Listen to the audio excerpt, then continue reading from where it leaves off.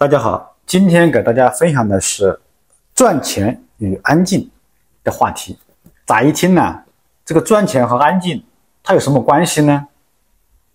听完你就知道了。你拼命赚钱是为了什么？买房、买车、环游世界。但是最后你会发现，赚钱的尽头往往只是想要安静。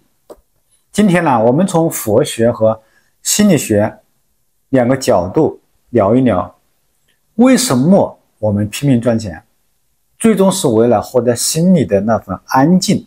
在这个追逐财富的时代，我们是否曾静心思考，赚钱的最终目的究竟是什么？今天让我们从佛学和心理学的双重视角探寻金钱与内心安静的深层联系。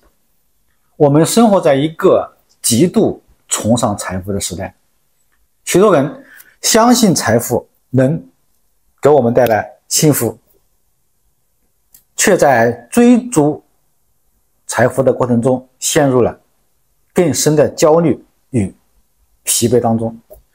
神经经济学显示研究财富的积累与情绪的稳定呈 0.71 的正相关，远高于与智力的相关性 0.33。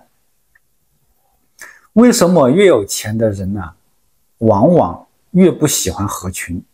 因为赚钱是为了安静，最终目的是为了远离人群，而不是合群。第一我们从佛学的角度来看财富与心安。佛学里有一句话，一切为心造。我们赚钱是想通过外物换取安全感和满足感，但佛陀提醒我们，外物无常，内心不安，就算再多财富也依然焦虑。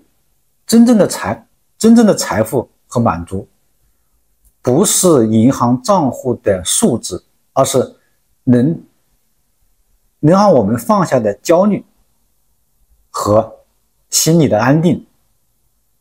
你会发现，赚钱到了一定程度，不再是为了多买什么，而是为了少烦什么，少一些催款的电话，少一些生活的焦虑，少一些被迫的应酬，多一些我们可以选择的自由。佛学告诉我们，财富本质上是因果律的体现。一个人的境遇，包括财运，是往昔善恶业因的结果。增广贤文里也说闹你有钱，尽处安身，来如风雨，去时微尘。这是什么意思呢？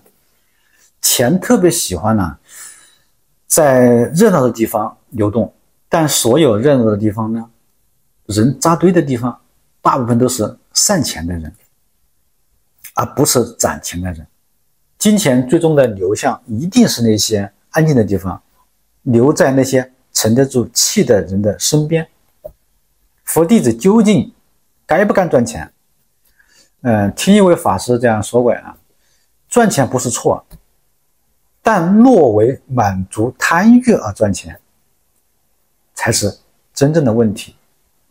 佛陀在《三生经》中也教导我们，财富应当分为4份：第一，用于家庭开支；第二，为我们创业的事业资本；第三，我们可以把它储存到银行储蓄；第四，供养父母、周济亲友、供养三宝。这就是正命，以正确的方式谋生，不涉及杀生、偷盗、淫邪、妄语、饮酒的行业。佛说一切皆为虚妄，财富本是无常之物，人们常为其患得患失。当我们把幸福和满足感完全寄托于财富时便陷入了无尽的苦恶循环当中。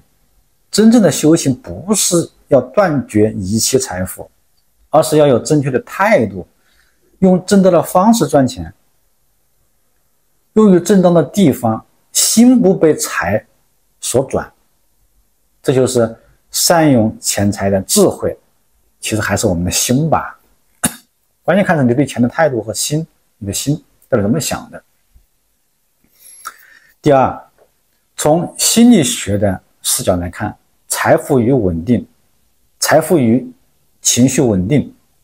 心理学家马斯洛说呀，人类需求有5个层次，赚钱满足的是底层的生理安全需求。当基本需求满足后，人就渴望安定、宁静、掌握感。很多人拼命工作呀，不是贪心，而是想让自己能安心睡觉，不怕未来。真正的安全感不是你有多少存款，而是即便明天没有了工作，你依然能呼吸顺畅，活得自在。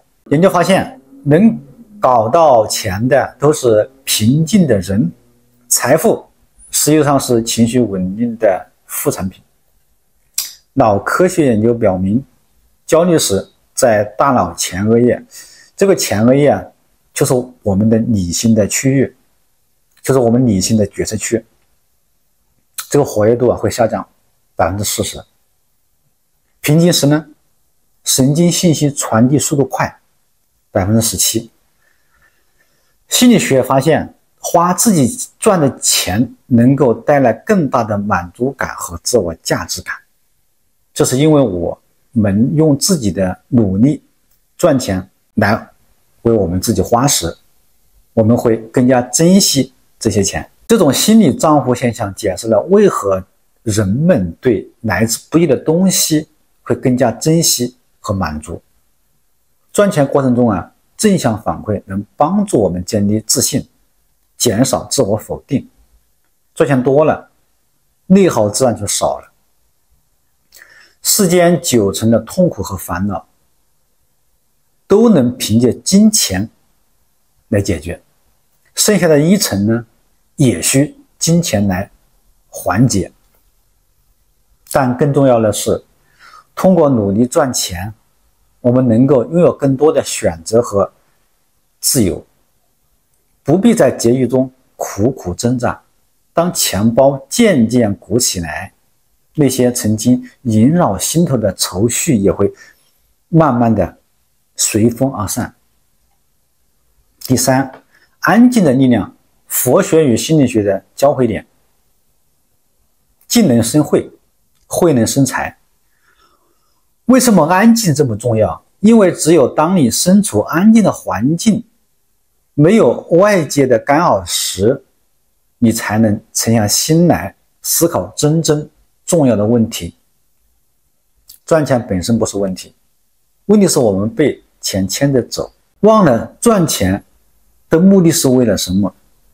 佛学告诉我们，要做钱的主人，而不是做钱的奴隶。用钱买安静，比如买一段不必社交的独处时光，买一个不用挤地铁的空间，买一些能让你慢下来思考的机会。当你能在喧嚣的世界中保持安静，你才算真正的富有。佛学角度看赚钱的最终目的不是为了堆积物质，而是为了获得自由，可以不做不想做的事，可以去想去的地方的自由。从心理学的角度看，财富积累的真正价值在于为我们提供情绪稳定和心理安全，让我们能够专注于更高层次的追求。赚钱是为了安静，是为了那份不想去的饭局可以不去，不想见的人可以不见，不想做的事可以不做，需要的是这样的自由。最后财富是手段，安静是归属。真正的顶级玩家懂得在红尘中取利，于静默中守成。愿我们能用金钱铺就一条通往内心安宁的归途。